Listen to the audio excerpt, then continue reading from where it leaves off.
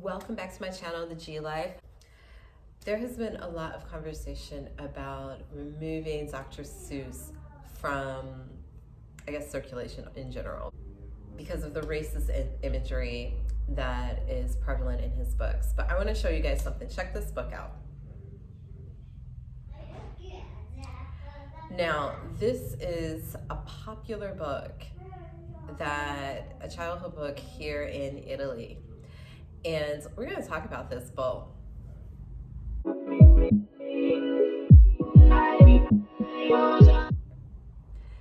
All right, I'm going to make a little confession here.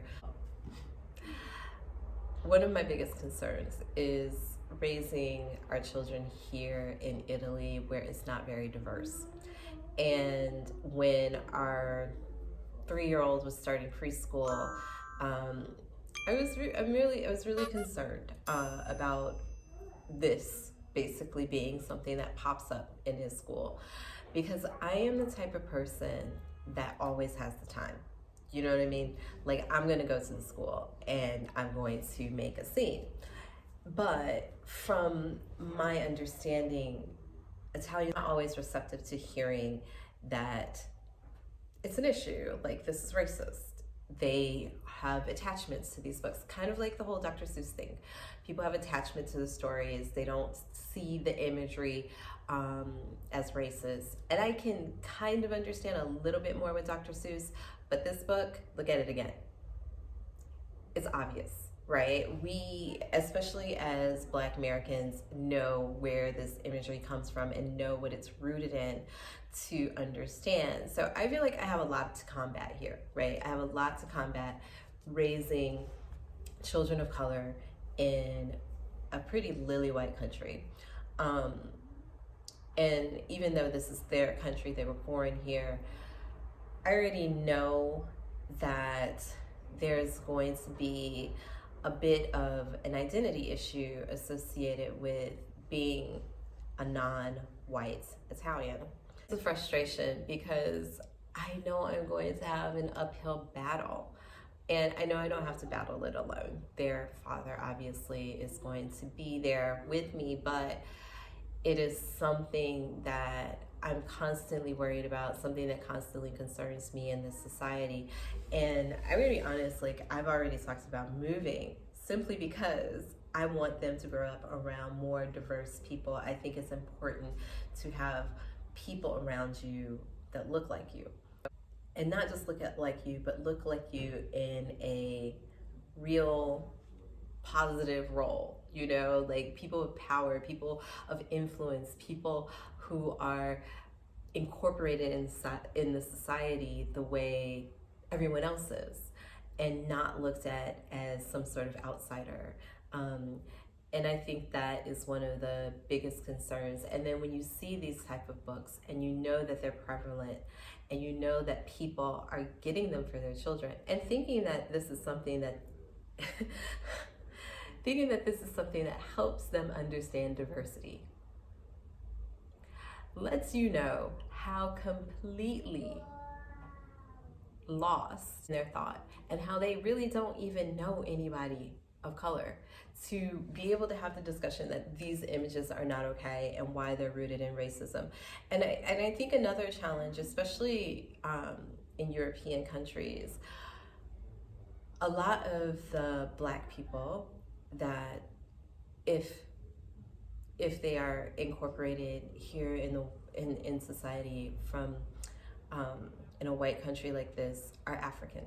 But the challenge is that Africans didn't grow up necessarily with these images in the same way Black Americans did, and understanding how they really represent racism and stereotypes and microaggressions, how they're built into this attitude for white folks. And I don't think that they would say to them, this shit ain't okay. Because the truth is, there's a lot of Africans selling books that have images in it that are similar. And it makes white people think it's okay. It makes them think like, oh, well, There are Black people who are okay with it. And I think it's just a whole different culture, it's a whole different mindset, it's a whole different thing. And I think that's part of the challenge here, is because when someone like me, a Black American, is going to say, no, this is not okay, this has been prevalent around Africans who are going to the schools and going to and integrating their children in a culture here and trying to assimilate more, and maybe not cause as much of a fuss. I don't know what exactly, but I'm gonna tell you again, I'm always gonna have the time. Somebody called my children mulatto the other day, and not in a negative way, one of those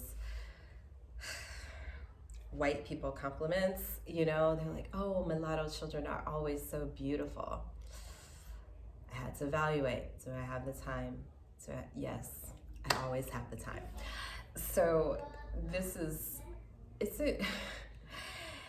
it's a tiring thing to always have to fight to be represented how you want to be represented, and explain to people what is and is not okay for them to do and say, and change a school of thought. Because look at the comments.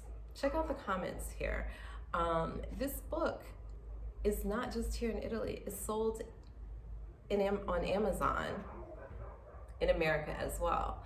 So I'm curious of why books like this are prevalent. They have tons of reviews. People are in love with them. They think that they represent culture and diversity, and it makes white people feel good to have them read them to their children. But look at the images. Again, these are some of the most racist things I've ever seen. And this is 2021, and this is still, look at, again, the comments. When people are buying this book, this is not from 1940. This is not from 1930. 2021. These are recent comments, and people have had them in their childhood for a long time. So this mindset of what Africa is, or what Black people are, and all of those things have been built in, and they're passing that down to their children. And those children are passing them down to their children. And then my children, my little brown babies, I have to have fights with these people. Y'all, do you have bail money? Because this is what's gonna happen. Y'all gonna catch me on Italian news, burning schools down and beating up white folks. So I am going to ask very kindly for y'all to start saving y'all bail money for me, protest for me, because I will be doing God's work out here. I'm gonna start the revolution. If I have to see this book in my child's school, y'all gonna see me on here with a story for sure, if it's not on the news already, because I can't do it. If you haven't already, take a moment right now, subscribe to the channel. I do talk about multiculturalism and how I'm navigating that with my family. Right now, I make a point to always have books and stories that are of art and beauty for my children, about people of color, about Black people, so that they see that, those images that they're supposed to see that represent them. And, it's not always, it's hard. It's really difficult to raise children in this world, and it's really difficult for people to not acknowledge what it is that these things mean, and how they affect us, and how they affect not just our Black and brown babies, but white folks and their children's attitudes towards those Black and brown babies.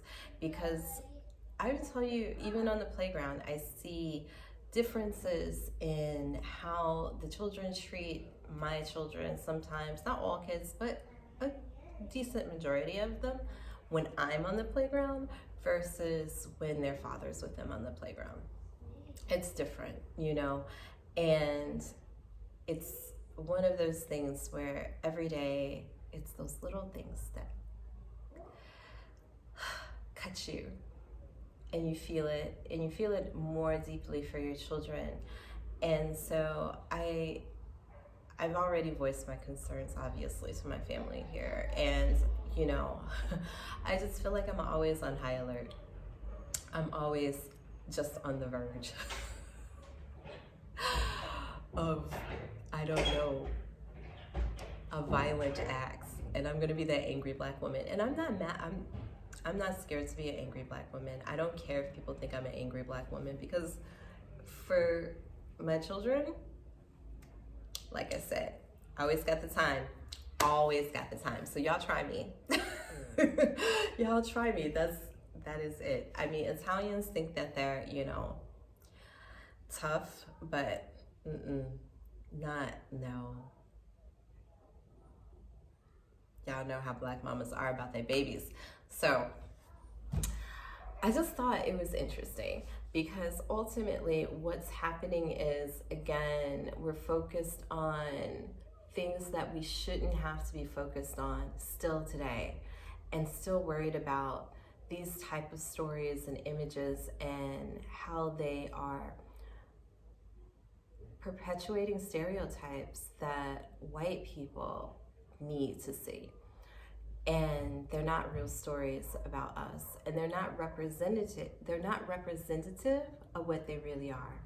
And I think that if it was a story about how people made racist images of Black people and what it looked like and why, I think that's education. But that's not what's happening. These images are being used to tell beautiful stories, lovely, fun things for children who don't know yet, but they're being indoctrined in racism. And I think that if you're a person of color, you need to tell these white folks.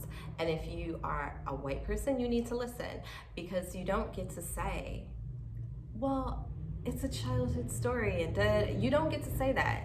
You don't.